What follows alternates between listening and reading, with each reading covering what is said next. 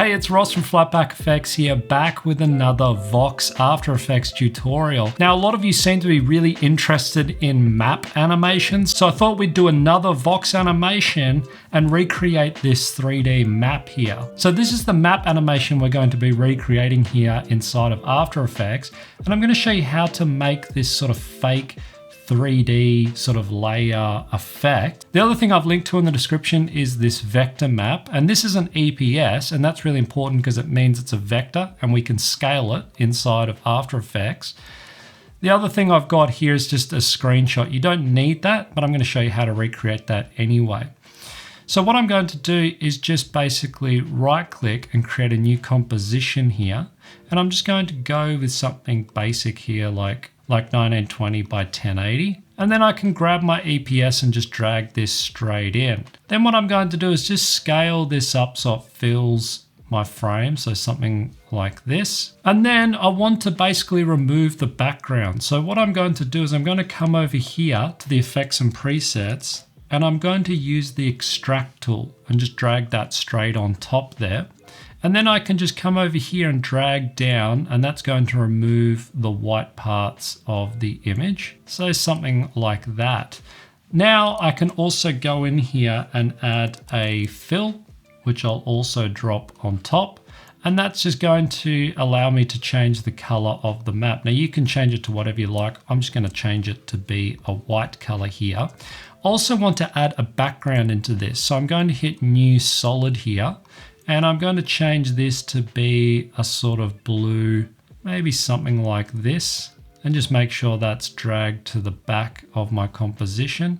Okay, so next what we want to do is we want to make this 3D, but just before we do that, we want to basically pre-compose this. So I'm going to make it 3D just to start with, and then I want to take that layer, come up to layer and down to pre-compose. Then I can move all the attributes into a new composition, and then that's in its own composition now. Now what I can do back in the original comp is I can create a camera, and this camera can just be 35mm preset. And then by hitting C on the keyboard, I can bring up the camera controls. The other thing that I need to do is I need to make sure that that composition is also 3D, okay? The other thing you need to make sure is that when you open up that composition, that layer is also 3D in there as well. Now, as we scale in here, you see that it's not scaling, it's very low quality basically. So this is where the EPS comes into it. That's a scalable vector. So we can hit this little button here, and what that's going to allow us to do is take the vector information from the original composition. If I go into that layer as well and make sure that the vector is also active, then that basically will mean now that we can scale it up as we move in and out. So we're not going to lose any quality basically as we scale into this image. Now, just before we move on, if you like this sort of content and you're new here, then maybe consider subscribing below so you don't miss out on any of the latest tutorials and After Effects videos. Now, what I did here is I just started by creating two keyframes here at the start because I wanted to start out quite wide, and then maybe around sort of 2.5 seconds, maybe just before 3 seconds here. I'm going to zoom into my timeline a little bit here. And this is where you want to choose the part of the image that maybe you want to zoom into on your map. So you might not want to zoom into the exact same part that I am. You'll just choose your part that you want the camera to sort of zoom into. And what I'm going to do is then basically go into my other layer here, and I'm going to create another camera for this composition. Now this is where it gets a little bit interesting, because if I zoom in here, and I'm hitting C on the keyboard so I can navigate around, if I go back to my composition, you'll notice it does not change that original composition, okay? Because we're using two different cameras here. So this will allow me to now go into this layer and work on this layer close up without affecting my original composition here. So what I want to do, I want to basically grab my pen tool, and just as a demonstration, I'm going to draw a sort of, I guess, a mask line that sort of runs along like this, where I want my stroke to sort of appear.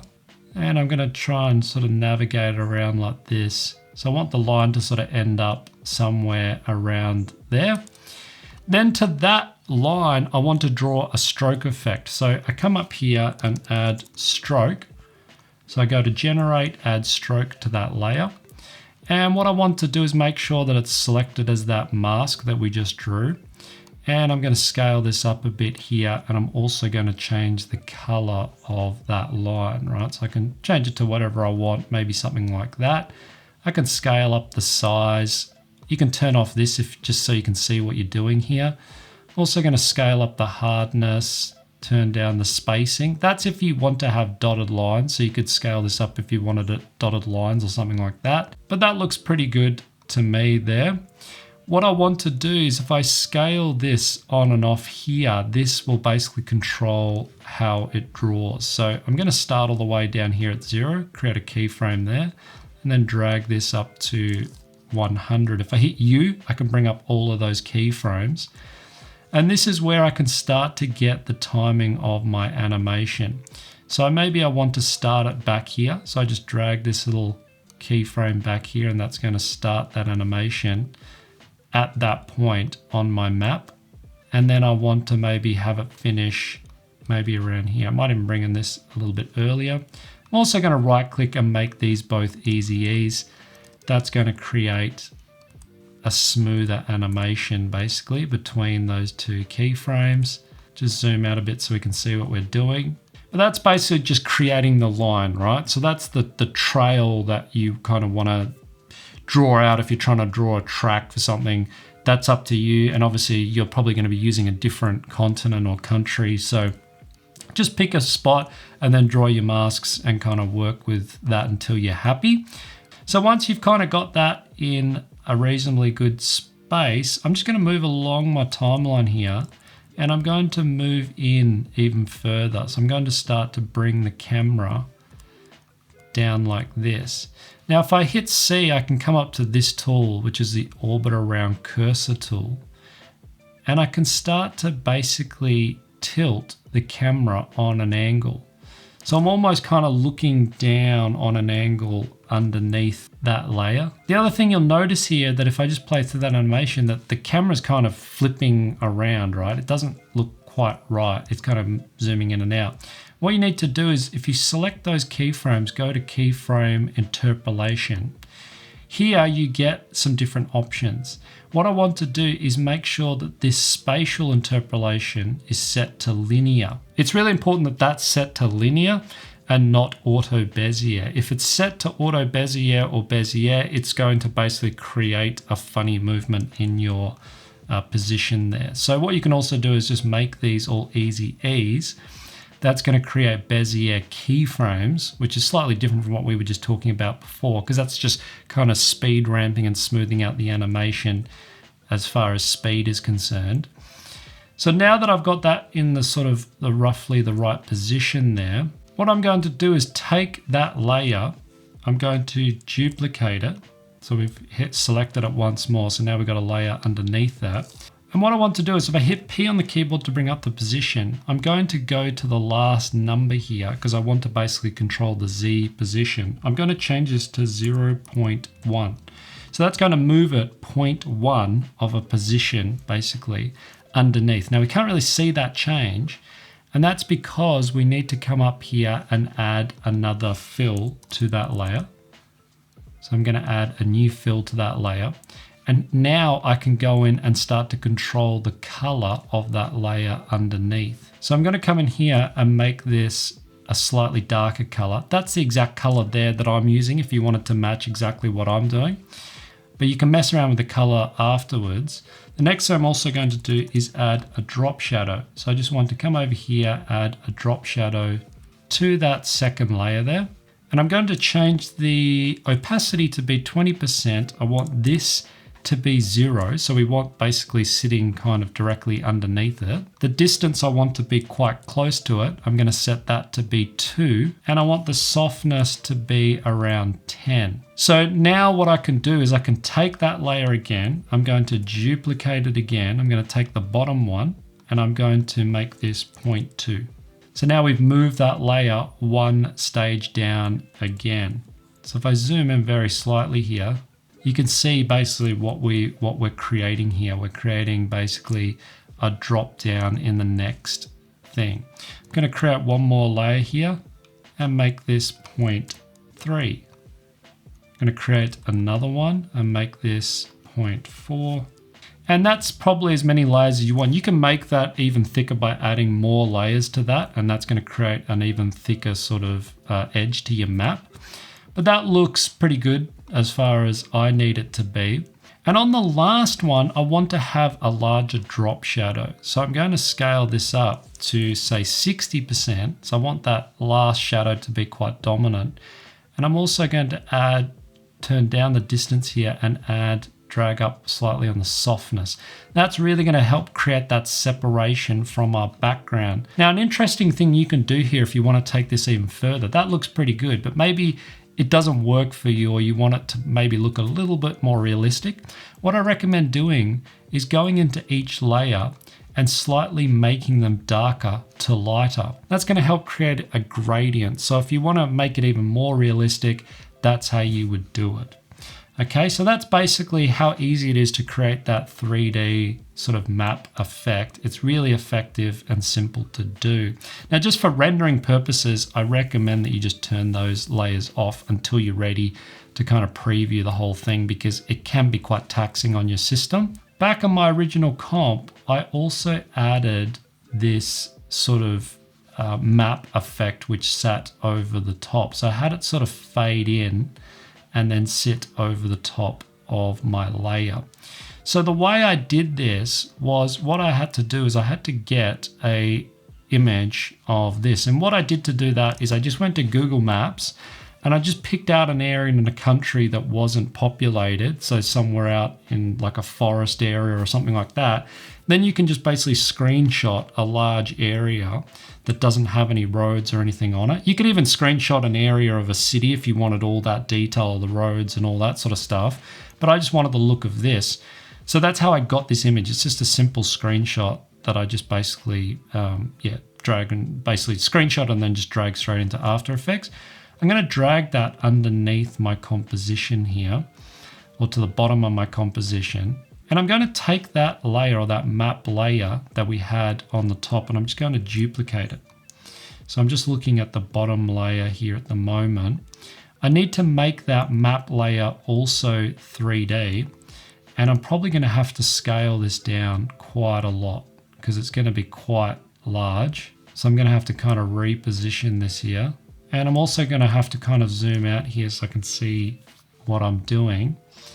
And I'm just going to mess around with the position here, maybe rotate this around, something like this. And then to get it to basically cut itself out on the map, all we have to do is just go over to toggle modes, come over here to the alpha matte, and then it's basically cut itself out already. Now to see that, we're going to have to turn off that top layer and you can see that that is what's happened. It's basically using that as a template to cut itself out so it's in the right position. Now this interferes with that layer which we had above where we had this line sort of coming over the top. So the way we get around this is quite interesting. What we do is we come down here to that layer. So I've just turned off that top layer. I'm going to activate this and you won't see the map because it's disappeared basically. But what we can do is we come down to the position of that screenshot or that map layer that we want to come in. I can basically move this up to -0.1. And what that's going to do is it's basically doing the same thing that we were doing on those layers before. It's basically moved it into a position which sits slightly above that layer. Also, the other thing that we've done is we've also turned on that layer and that's going to reveal the rest of the map. I can also delete the stroke effect off that layer because we don't need that stroke effect on there. I'm going to reactivate my top layer which has the stroke effect on it. Also go to the position by hitting P on the keyboard for that layer. And I'm also going to change this to be -0.1. And that's going to move it above that layer again. Now, the one thing here is that now we've kind of stacked it on top of each other. We can't see that layer now. So what we have to do is we have to come over to the stroke settings, and we want to basically reveal on a transparent layer. That's going to remove the entire map. So if I just show you what that's done, it's removed the entire map and just left basically the map, just the stroke line. So just to show you here, that's what it's doing. So I can turn those layers back on, and now we have that layer. Now, one thing you can do with this, that if you add another drop shadow to that layer, so I can drag down on that drop shadow opacity there. That's going to make it a little bit more transparent. I can also mess around with the distance here, and that's going to create sort of a depth illusion here. The other thing I did was I added a bit of a fade on this. So I went to the bottom layer, hit T, created an opacity keyframe, and basically created a sort of scale on the opacity. And now I can turn on those layers underneath, and you can see that's going to basically render all of that. And we've ended up with that animation basically complete. Now what I can do is just basically mess around with my camera's position there by messing around and dragging and moving, creating more keyframes. So if I wanted to create more movement, I could do that. But that's up to you depending on the exact look that you're kind of going for. The other thing I did here was just add a little animated title, and you can get those by just either downloading a titles pack. I have a bunch of them on flatpackfx, and you can just basically import that project and just create and drag and drop a title over the top as labels. But that's basically how you create this effect. So there's a really simple effect that you can make inside of After Effects. Now, if you like this video, you can give it a thumbs up or a thumbs down. You can also check out videos just like this one over here on the side of screen. Thanks for watching, and I'll see you in the next video.